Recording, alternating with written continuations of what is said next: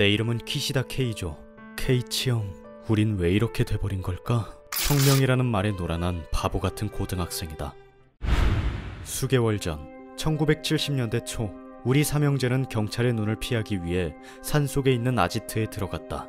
좌익 중에서도 우리 같은 과격파는 경찰한테 눈에 까시니까 말이야. 하이제킹에다가 은행 강도까지 했으니까 어쩔 수 없지. 이것도 다 혁명을 위해서야. 말은 이렇게 했지만 사실은 난 왠지 멋있어 보여서 끼어든 것뿐이었다. 우리 삼형제는 연대홍군이라는 과격파 좌익단체에 소속되어 있다. 연대홍군이란 일본의 정치에 강한 불만을 품고 무력으로 세상을 바꾸고 싶어하는 젊은이들의 집단이다. 하지만 그런 어리석은 내송이들 앞에는 지옥이 기다리고 있었다. 혁명 투쟁 중에 연애의 한눈을 팔다니, 당장 총괄해! 조직은 광기에 지배당한 상태였고 결국 큰 형이 집단 구타에 휘말리고 말았다. 사귀고 있던 여자와 키스를 했다는 이유 하나만으로 우리들의 신성한 곳은 더럽히다니! 이놈들 다 총괄시켜! 케이치 형은 그곳에 있던 모두에게 구타당했다. 총 30명 남짓되는 어른들끼리 벌인 일이었다. 형! 다들 제발 그만해! 케이치 형! 도와주고 싶었지만 그랬다간 우리도 똑같은 꼴을 당할 뿐이다. 더욱 어처구니 없는 것은 다들 이 집단 구타를 네가 한 짓을 반성하도록! 자신의 행동을 돌이켜본다는 의미로 총괄이라고 부르며 정당화하고 있었다. 자, 너희들도 어서 때려! 저는... 어서! 이놈을 올바른 길로 인도해서 이상적인 사회주의자로 만들어야 해! 특히 나가노라는 여자는 우리에게 형을 때리도록 강요했다. 결국 형을 때릴 수밖에 없었다. 형! 어서 총괄해! 퉁퉁 부은 형의 뺨을 주먹으로 때렸다. 때릴 때마다 내 안에 뭔가가 죽어가는 듯한 느낌이 들었다. 해가 뜰 무렵이 돼서야 악몽 같은 시간이 끝이 났다. 형! 미안해 형! 미안해! 비록 얼굴은 엉망진창이었지만 그래도 목숨은 건졌다고 생각했다. 하지만 그걸로 끝이 아니었다. 조직원들은 올바른 길로 인도하기 위해서라며 죽어가는 형을 나무에 묶은 다음 치료는 물론 식사도 주지 않은 채 그대로 방치했다. 이 깊은 산 속에서 형을 데리고 도망치는 것은 불가능했다. 그랬다간 얼어 죽을 것이다. 형, 우선 이거라도 먹어. 우리가 할 수 있는 건 놈들의 눈을 피해 몰래 밥을 나누어 주는 것 정도였다.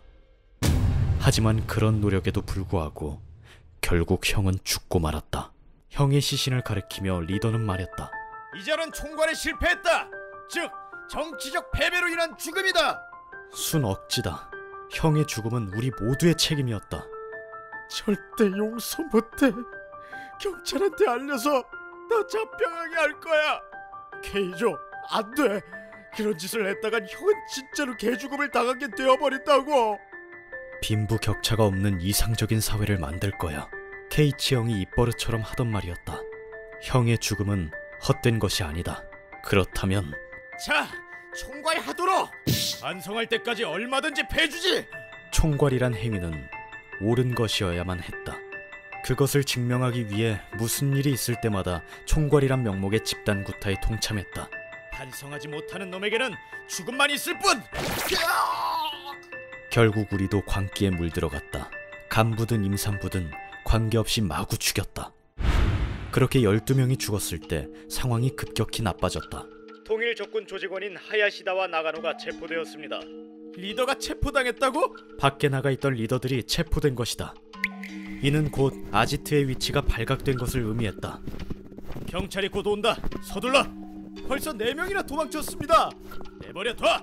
거듭되는 집단 구타의 회의감을 느낀 것인지 남은 멤버는 5명으로 줄어 있었다. 눈에 뒤덮인 산길을 헤맨 끝에 카루이자와에 있는 한 산장에 도착한 누리는 움직이지 마. 가만히 있어. 산장 주인의 아내를 인질로 잡고 그곳에 틀어박혔다. 우리에겐 이미 지명수배가 내려져 있었다. 경찰이 도착했습니다. 포위당했어요. 이대로 농성을 계속한다. 누가 다가오면 한 놈도 빠짐없이 쏴 죽여. 얼마 후 우리가 있는 곳을 알아낸 경찰이 산장으로 몰려왔다.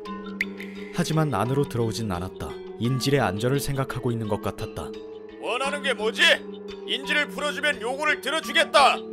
우리들은 혁명을 위해 끝까지 싸울 뿐이다. 큰 형의 이상을 실현하는 것 외에 원하는 건 없었다. 5일째 사기를 꺾으려는 작전인 건지 밖에서 엄마의 목소리가 들렸다. 지로, 케이조, 부탁이니까 그만 나오렴. 엄마의 호소에 나는 말 대신 총으로 대답했다. 미안. 도저히 엄마 얼굴을 볼 면목이 없어. 포위된 지 열흘이 지났을 때 상황이 급변했다. 경찰은 1톤이나 되는 철구로 산장을 통째로 부수기 시작했다. 이 비겁한 놈들! 살수차까지 동원하다니! 경찰이 들어오고 있습니다! 쏴버려! 바깥 기온은 영하 10도를 밑돌았지만 우리는 흠뻑 젖은 채로 저항을 계속했다. 몇 번 방아쇠를 당겼고 몇 명의 경찰을 쏜 것일까? 그런 생각이 머리를 스쳤을 때 인질 확보! 범인을 제압해!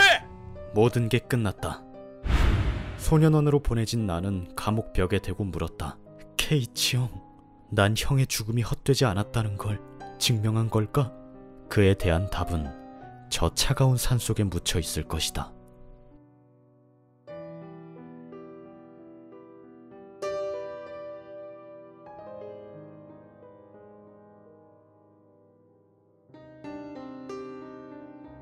휴먼버그 대학교에서는 인간이 버그를 일으켜버린 순간의 사건들을 여러분들에게 소개하고 있습니다.